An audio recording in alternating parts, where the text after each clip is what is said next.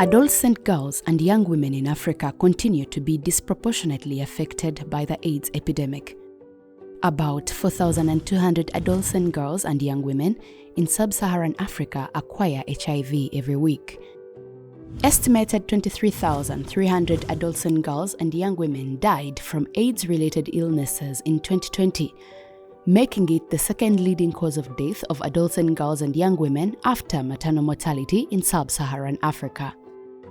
In 2020, 5 UN agencies came together in response with Education Plus initiative, a high-level advocacy drive for the empowerment of adolescent girls and young women in sub-Saharan Africa. Sub-Saharan Africa is the epicenter of the AIDS crisis, and it falls first and hardest on adolescent girls. And the problem is unequal power. It is discrimination against girls. Results of giving a girl her sexual and reproductive health education, if you will, making sure she's not pregnant before and therefore dropping out of school. Information about her body will return at least 10 times, if not all the way up to 100 times more than the investment.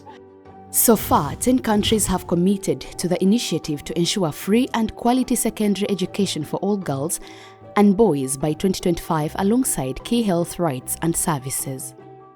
We have attained gender parity in primary and junior secondary schools. We will continue to extend the sexual and reproductive health rights and services to adolescent girls and young women to enable them to transition from childhood to an empowered, safe, and healthy adulthood. We have integrated a new comprehensive sexuality education policy into new syllabuses and endorsed the national policy on radical inclusion.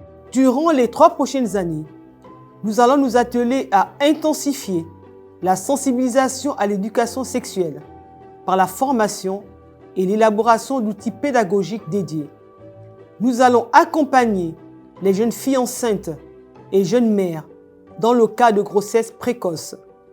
Nous allons mettre à disposition des sanitaires de qualité et favoriser l'accès facile aux serviettes hygiéniques au sein des établissements scolaires. It's important to note that adolescent girls and young women in Malawi experience multiple marginalization and face unequal gender power dynamics and are at greater risk of acquiring HIV like they already explained to me.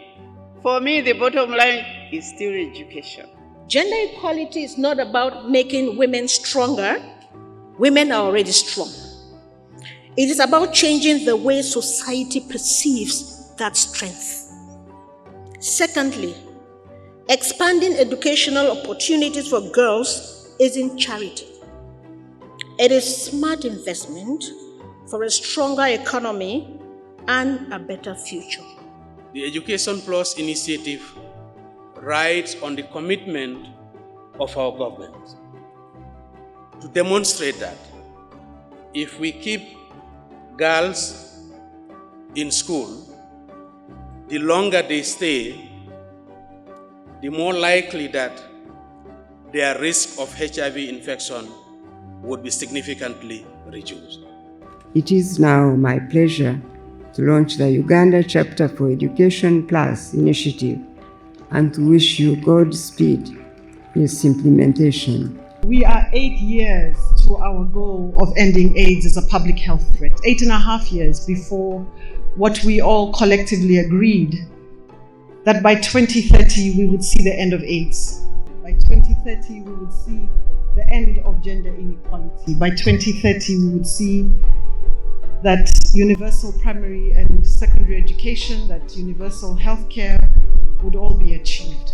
We should endeavor to continue to provide second chance programs within the education system to bring back girls who get pregnant to ensure that they get the opportunity to complete their education. This is really an important initiative when it comes to us, because we are leaders. We need to be empowered to finish our education, because education is the key for everything that we want in this life.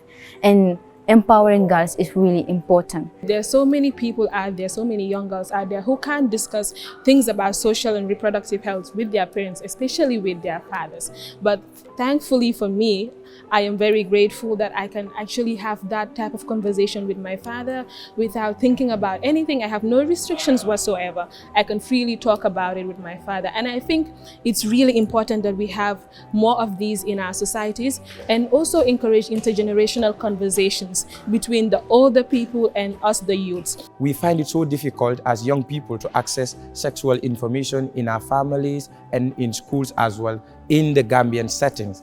And it is very, very burning, and it is important that we look into these things, that young people to be exposed into health information so that they will know how to guard themselves and safeguard their interests whenever they are victims of such. It is very important that boys are being taught.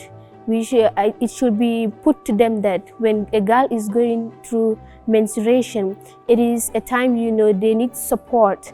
Young women's participation in decision-making from home to communities and all public spheres is crucial. Young women in Malawi like myself face so many challenges that arise from feminization of poverty and gender discrimination.